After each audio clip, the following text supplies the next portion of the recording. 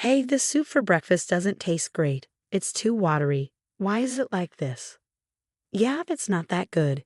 Can you make it thicker? But remember, I need to be careful with salt, as the doctor said. Who cares about that? I really like strong flavors. The one who always complains about food is my mother-in-law, Mill. She always wants food with lots of seasoning, but she's overweight and has almost diabetes. Her doctor warned her, but she doesn't seem to care and adds extra seasoning to everything I cook. I was shocked by how much salt and pepper she added to the soup I'd made carefully. Even though I use salt and seasonings with less salt, it seems like it's never enough for her. I worry she might get really sick if she keeps eating like this. Honestly, I wouldn't be too upset if something happened to her. Mill seems to enjoy making things difficult for me. She's always complaining and being mean. My name's Alice, I'm 29 years old, and I work while also taking care of the house. I've been married for 3 years, but we don't have any kids. The problem is that I can't have children, and Mill never lets me forget it. You're worthless as a woman if you can't have children. You're broken, she'd say. You should be thankful just to be allowed in this house. You're right, I am broken because we've tried so many times and I can't have kids. Talk about getting a bad deal. Ha, how can you say that? My husband laughed. Well, because a woman who can't have kids is done for, Mill added. You're right, Mom, my husband agreed. That I'm broken. I really want a baby. I've been going to the doctor while working, trying everything, but nothing's working. It's exhausting both physically and emotionally. So I've decided to stop the treatment.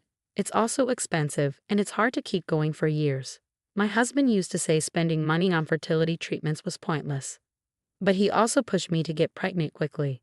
Why bother pressuring me? I can't get pregnant just because you want me to, I thought to myself. After giving up on treatments, I thought about being happy with just my husband and me. But my mother-in-law still hoped for a grandchild to tease me about. She even bought diapers and proudly showed them off.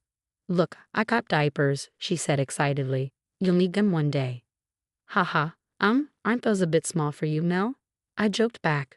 Haha, hey, these are for a baby, can't you see that? She replied. Well, I wouldn't know. I'm the broken woman who can't have kids, I retorted sarcastically. That's enough. Angrily, my mother-in-law stormed off to her room. Thank goodness, I thought, already tired from work and not wanting to deal with her mean comments anymore. It seems like she has nothing better to do than make my life miserable. We moved in with my in-laws after my father-in-law passed away a year ago. My mother-in-law was heartbroken. Then, around the same time, she was warned by her doctor about her risk of diabetes. That's why we moved in. My husband wanted to support his mom, but despite having diabetes, she's okay as long as she takes her medication and eats well. There's nothing to worry about. Well, except that she often forgets her meds and eats whatever she wants, so her condition might worsen eventually. Even if that happens, I really don't want to be responsible for taking care of my mother-in-law. I'm still working and really busy. Taking care of in-laws in my 20s? No thanks. The next day was my day off, so I was doing chores around the house. My mother-in-law, who usually just sits on the sofa snacking, suddenly got up and went into my room. I didn't want her in there, but my hands were full, so I didn't say anything. I cleaned your room for you, she said.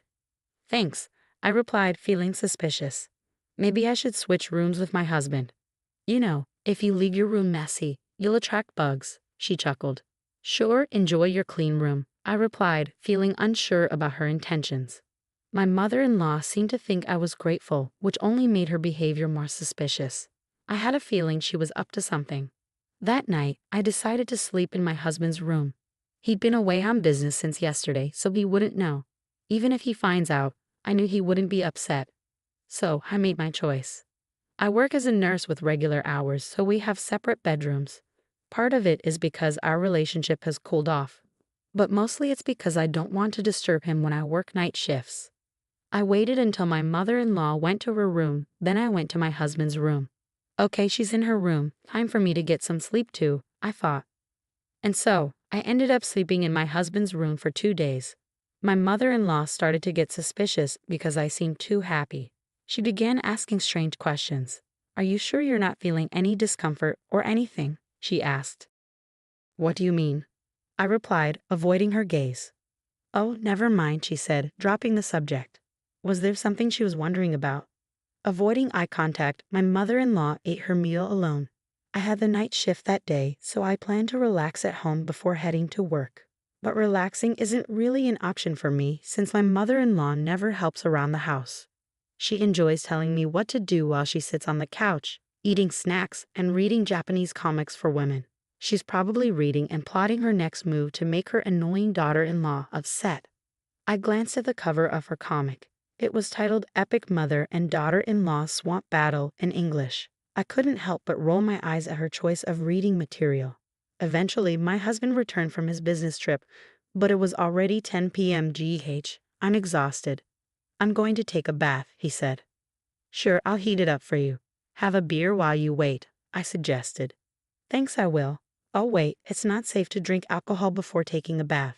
Okay, I'll have a non-alcoholic beer then, he reluctantly agreed, listening to my advice about the dangers of mixing alcohol and hot water. You'd think he'd know better. Even saunas have signs warning against entering if you're drunk. But no, common sense isn't so common for him or my mother-in-law. After that, my husband took his bath and started singing loudly. We live in a single-family home, but singing at this hour, our neighbors won't be pleased. La la la la la. Hey, you're too loud, I said. Shut it. You're the one being loud, he retorted. I quietly warned him to stop singing, but then my mother-in-law came into the bathroom area to join in. Watkin is just trying to enjoy himself singing. What's wrong with that? She said. What? You really don't know how to treat your husband, do you? Always so inconsiderate and complaining, my mother-in-law scolded me. Hey, I'm not the one always complaining, Mill, I replied. Talking back, huh? You're definitely not cute. Not that you're a beauty to begin with, she sneered. That's okay with me. I probably look like a knockout beauty in some other country, no worries, haha. After that, my husband got out of the bath and started drinking. It was already 10:30 p.m., and I needed to leave for the hospital where I work. Even though it's close by, there's a lot to do, so I have to leave early. Oh, by the way, I've been sleeping in your room. Would you mind sleeping in mine tonight? My clothes are all over, I mentioned to my husband. Sorry, sure. Doesn't matter to me, he replied. Okay, I'm heading out then. Take care, I whispered to my husband so Mill wouldn't hear. Just as I was about to grab my bag and leave, I heard my husband let out a loud groan. What? Watkin. He was curled up on the floor, holding onto his leg and moaning. He looked like he was in a lot of pain. Mill's face turned pale, and she started to panic. What's happening? Speak, she demanded. He couldn't say a word, no matter what I asked. There was no response. I felt like I needed to do something, but then I noticed something strange. The floor was unusually slippery. Even though I was wearing socks, it felt like I could easily fall. What on earth is this? I exclaimed. Ah, Watkin, Mill, what did you do? I didn't do anything. It's not my fault, Mill protested.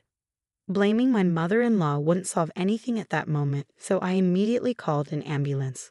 My husband was taken straight to our hospital, and work was the last thing on my mind. Even after we arrived, he kept clutching his leg, visibly sweating in pain. It hurts so bad, Watkin. Hang in there, please, I pleaded. Thankfully, a doctor was able to examine him, and he seemed a bit relieved.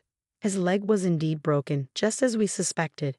It was a 5th metatarsal fracture, which made sense given how he slipped on that slick floor. His foot was visibly swollen. Usually, people get this kind of fracture by tripping or putting too much weight on it. Speaking from my own experience, I twisted my ankle falling downstairs years ago. I heard a loud snap, and the pain was unbearable. I was also diagnosed with a 5th metatarsal fracture. I was lost in music while walking downstairs, so it was quite embarrassing. I even lied to my close friends about it. Since his fracture didn't need hospitalization, my husband could come home. I was supposed to work a night shift, but my nursing supervisor insisted that I take the night off. It wasn't life-threatening, but I guess she was genuinely worried. I survived, but now I've got a fever, my husband remarked. Well, you broke your leg, so getting a fever isn't surprising. But why was the floor so slippery? Maybe we should ask Mill about that, huh? I suggested. Hey, what did you do to the floor in the room? I confronted Mill. Well, the floor was slippery. That's why I slipped and fell. I could have seriously hurt myself, my husband interjected. That room is for my daughter-in-law, so I greased the floor. What? I was hoping she would slip, so I put a lot of grease on the floor. I never expected you to go in there and slip, Mill confessed. Ah, unbelievable, I exclaimed. It turns out my mother-in-law intentionally greased the floor to make me fall. She had claimed to have cleaned the room, but her actual intention was to harm me. I'm furious. If I had entered that room, I could have been seriously injured. Breaking a leg would be the least of my worries. Hitting my head could have been fatal. My mother-in-law's actions are practically criminal. You're despicable. You're not even family to me anymore. I got seriously hurt because of you. I'm going to the police, I declared. Wait a minute. I didn't directly cause any harm, did I? Your wife is the one to blame. She told you to enter her room, didn't she? So this is all her fault, Mel retorted. Shut up. That's not the point. You're getting arrested. My husband furiously dialed the police. My mother-in-law tried to snatch the phone away but couldn't overpower him, even with a broken leg. My husband was desperately holding onto his phone, talking to the police. I couldn't help but wish I was at work, or even at the hospital, instead of dealing with this mess. Neighbors will eventually hear about this horrifying situation. Since she almost injured me too, maybe I should also involve the police. We don't know for sure, but she might be charged with attempted harm. Wait now. I don't want to go to the police, Mel protested. Really? You knew the risks when you did this, or did you think you could just make me disappear from this world? I snapped. Well, I did think it would be better if you just disappeared. Wow, you're the worst. Your mindset is criminal. Personally, I wish you'd just stay in jail forever, Mel sneered. Let's get a divorce, I declared. What? I can't keep living like this. If I stay in this house, I might actually be in danger one day. I'm too scared to live with that. Plus, I can't tolerate your lack of morals anymore, I explained. Wait, please don't say we'll divorce over this, my husband pleaded. Over this, you belittled me, called me defective. Do you even realize how much that hurts? I can manage without you just fine, I stated firmly. No, I need you. I was depending on your income. I even signed a new car contract. I finally got the Toyota Century I've always wanted from Japan. My husband protested. I don't care anymore, I said, feeling determined. I managed to clean the slimy floor and quickly packed my belongings into a bag. I stuffed more into my carry-on, took off my wedding ring, and placed it on the table. While searching through a shelf full of dishes, I thought about bringing the divorce papers. Ah, found it. The divorce papers you wrote before. Remember how you wrote that if I can't have a child within 2 years, we divorce? Thanks. I can't have children now, so let's divorce, I declared, holding the papers in my hand. You must feel relieved now, I added. Wait, what about the loan for my century? My husband asked. Who cares? I replied dismissively. I left the house and went straight to the hospital. The compassionate charge nurse didn't ask many questions when I showed up. She seemed to understand I had my reasons.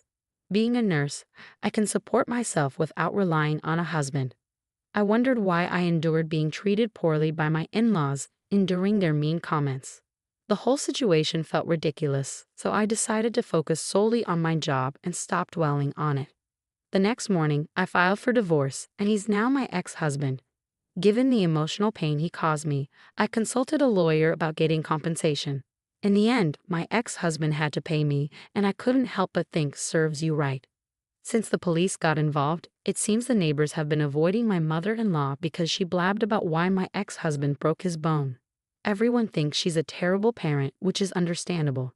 My ex-husband no longer wants anything to do with her and seems to have kicked her out. Though there is some kind of survivor's benefit program, it doesn't pay much.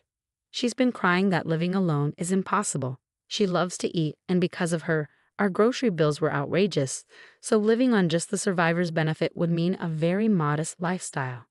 As for my ex-husband, I don't care what happens to him anymore. He mentioned something about taking out a car loan, but I have no idea what happened with that. I assumed he wouldn't be able to afford it on his salary. He took me for granted and thought I would contribute money too, which annoyed me so much. Even though he's not particularly wealthy, he's the type to buy a new car without thinking. Later, I started dating a doctor at the hospital, and 2 years after that, we got married and were blessed with a child, which felt like a miracle after all I'd been through. From now on, I'm committed to doing my best for my family.